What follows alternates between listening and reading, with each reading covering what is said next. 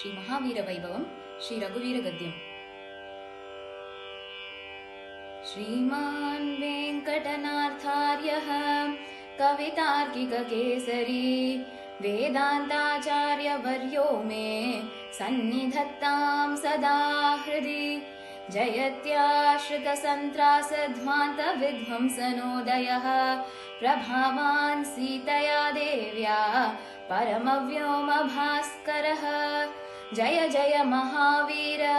महाधीर धौरेय देवासुर समर समय समुदित निखिल निर्जर निर्धारित निरवधिक माहात्म्य दशवदन दमित दैवत परिषदभ्यर्थित दाशरथि भाव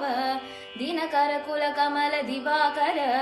दिविषधतिपति रण सहचरण चतुर दशरथ चरम ऋण विमोचन कोसल सुता कुमार भाव कंचुकित कारणाकार कौमार केलि गोपायित कौशिखाध्वर रणाध्वर दुर्य भव्य दिव्यास्त्र वृंदवंदित प्रणत जन विमत विमतन दुर्ललित दोर्ललित तनुतर विशिक विताडन विघटित विशरारु शरारु ताटका ताटकेय जड किरण शकलधर जटिल नटपति मकुट तट नटन पटु विबुध सरिदति बहुल मधुगलन ललित पद नलन रिज उपमृदित निज वृजिन जहदुपल तनु रुचिर परम मुनिवर युवति नुत कुशिक सुत कथित विदित नव विविध कथ मैथिल नगर सुलोचनालोचन चकोर चंद्र खंड परशु कोदंड प्रकांड खंडन शौंड भुजदंड चंड कर किरण मंडल बोधित पुंडरीक वनरुचि लुंटाकलोचन मोचित जनक हृदय शंकातंक परिहृत निखिल नरपति वरण जनक दुहितृ कुच तट विहरण समुचित करतल शतकोटि शतगुण कठिन परशुधर मुनिवर कर धृत दुरवण मतम निज धनुराकर्षण प्रकाशित पारमेष्ट्य क्रतुहर शिखर कंतुक विहृत्युन्मुख जगदरुन्दुत जित हरि दंति दंत दंतुर दश वदन दमन कुशल दश शत भुज मुख नृपति कुल रुधिर जर भर भरित पृथुतर तटाक तर्पित पितृक भृगुपति सुगति विहति कर नत परुडिषु परिग अनृत भय मुषित हृदय पितृवचन पालन प्रतिज्ञावज्ञात यौवराज्य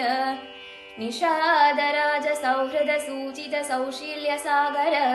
भरद्वाज शासन परिगृहीत विचित्र चित्रकूट गिरिकटक तट रम्यावसथ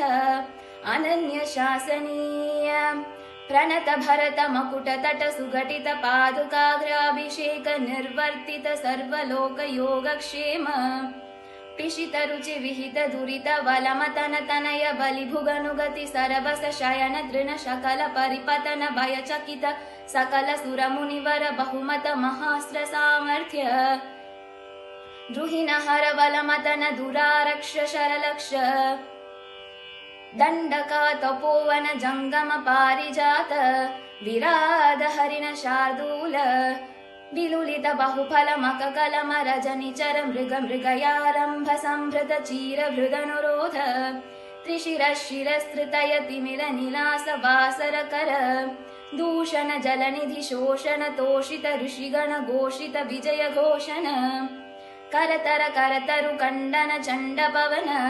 द्विसप्त रक्ष सहस्र नलवन विलोलन महाकलभ असहाय शूर अनपाय साहस महित महामृत दर्शन मुदित मैथिली दृढ़तर परिलंभन विभव विरोपित विकट वीरव्रण मारीच माया मृग चर्म परिकर्मित निर्भर दर्भास्तरण विक्रम यशोलाभ विक्रीत जीवित गृध्र राज देह धिदक्षालक्षित भक्त जन दाक्षिण्य कल्पित विबुध भाव कबंधाभिनंदित अवंद्य महिम मुनि जन भजन मुषित हृदय कलुष शबरी मोक्ष साक्षीभूत प्रभंजन तनय भावुक भाषित रंजित हृदय तरणी सुत शरणागति परतंत्रीकृत स्वातंत्र्य दृढ़ घटित कैलास कोटि विकट दुंदुभि कंकाल कूट दूर विक्षेप दक्ष दक्षिणेतर पादांगुष्टधर चरण विश्वस्त सुहृदाशय अतिपृथुल बहुविटपि गिरिधरणि विवर युगपदुदय विवृत चित्रपुङ्क वैचित्र्य विपुल भुज शैल मूल निबिड निपीडित रावण रणरणक जनक चतुरुधति विहरण चतुर कपिकुलपति हृदय विशाल शिलातल धारण दारुण शिलीमुख अपार पारावार परिखा परिवृत परपुर परिसृत दव दहन जवन पवन भव कपिवर परिष्वंग भावित सर्वस्वदान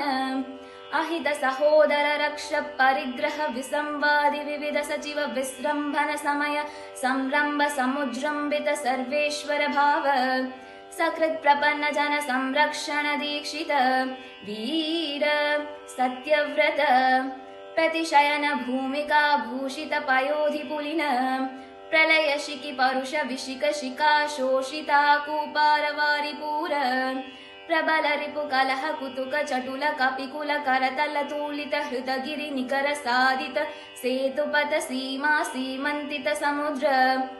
धृतगति तर मृग वरूतिनी निरुद्ध लंकावरोध वेपथुलास्य लीलोपदेश देशिक धनुर्ज्याघोष गगनचर कनक गिरि गरिमदर निगममय निज गरुड गरुद निललव गलित विषवदन शरकदन अकृतचर वनचर रणकरन वैलक्ष्य कूणिताक्ष बहुविध रक्षोबलाध्यक्ष वक्ष कवाट पाटन पटिम साटोपकोपावलेप कटुरट तटनिक्तंकृति चटुल कठोर कार्मुक विनिर्गत विशंकट विशिक विताडन विघटित मकुट विह्वल विश्रवस्तनय विश्रम समय विश्रानन विख्यात विक्रम कुंभकर्ण कुलगिरि विदलन दंभोलिभूत निशंक कंकपत्र अभिचरण हुतवह परिचरण विघटन सरभस परिपतद परिमित कपिबल जलधि लहरि कल कलरव कुपित मगवजद विहीनन कृतनुज साक्षिक राक्षस द्वंद्व युद्ध अप्रतिद्वंद्व पौरुष त्र्यंबक समधिक घोरास्त्राडंबर सारथि हृतरथ सत्रप शात्रव सत्यापित प्रताप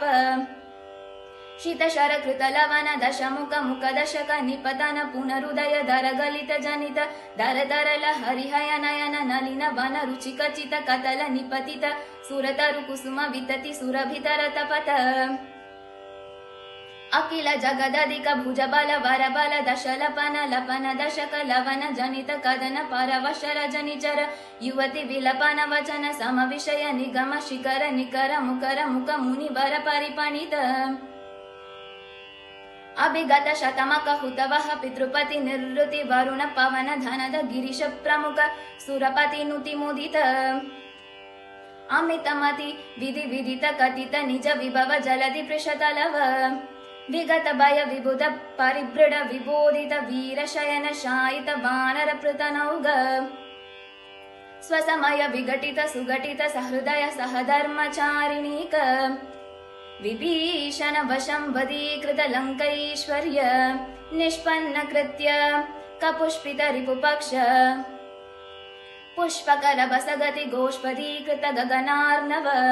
प्रतिज्ञार्णव तरण कृतक्षण भरत मनोरथ संहित सिंहासनाधिरूढ स्वामिन् राघव सिंह हाटक गिरि कटक लडह पाद पीठ निकट तट परिलुटित निखिल नृपति किरीट कोटि विविध मणिगण किरण निकर नीराजित चरण राजीव दिव्य भौमायोध्यादि दैवत पितृवद कुपित परशुधर मुनि विहित नृपहनन कदन पूर्व काल प्रभव शतगुण प्रतिष्ठापित धार्मिक राजवंश शुभ चरितरत भरत कर्वित गर्भ गंधर्व यूत गीत विजय गाथा शत शासित मधुसुत शत्रुघ्न सेवित कुशलव परिगृहीत कुलगाथा विशेष विधिवश परिणमदमर फणिति कविवर रचित निज चरित निबंधन निशमन निर्वृत सर्वजन सम्मानित पुनरुपस्थापित विमानवर विश्रानन प्रीणित वैश्रवण विश्रावित यश प्रपंच पंचतापन्न मुनिकुमार संजीवनामृत त्रेतायुग प्रवर्तित कार्तयुग वृत्तान्त अविकल बहु सुवर्ण हयमक सहस्र निर्वहन निर्वर्तित निज वर्णाश्रम धर्म सर्वकर्म समाराध्य सनातन धर्म साकेत जनपद जनिधनिक जंगम तदितर जन्तु जात दिव्य गति दान दर्शित नित्य निस्सीम वैभव भवतपन तापित भक्त जन भद्रा राम श्रीराम भद्र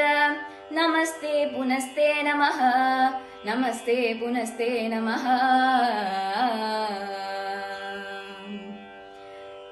चतुर्मुखेश्वरमुखैः पुत्रपौत्रादिशालिने नमः सीता समेताय रामाय गृहमेधिने कविकतकसिंह कथितं कठोर सुकुमार गुम्भ गम्भीरं भवभयभेषजमेतत् पठत महावीर वैभवं सुधियः कवितार्किक सिंहाय कल्याण गुणशालिने श्रीमते वेंकटेशाय वेदांत गुरवे नमः इति श्री रघुवीर गद्यं सम्पूर्णम् श्री सद्गुरु चरणारविन्दार्पणमस्तु।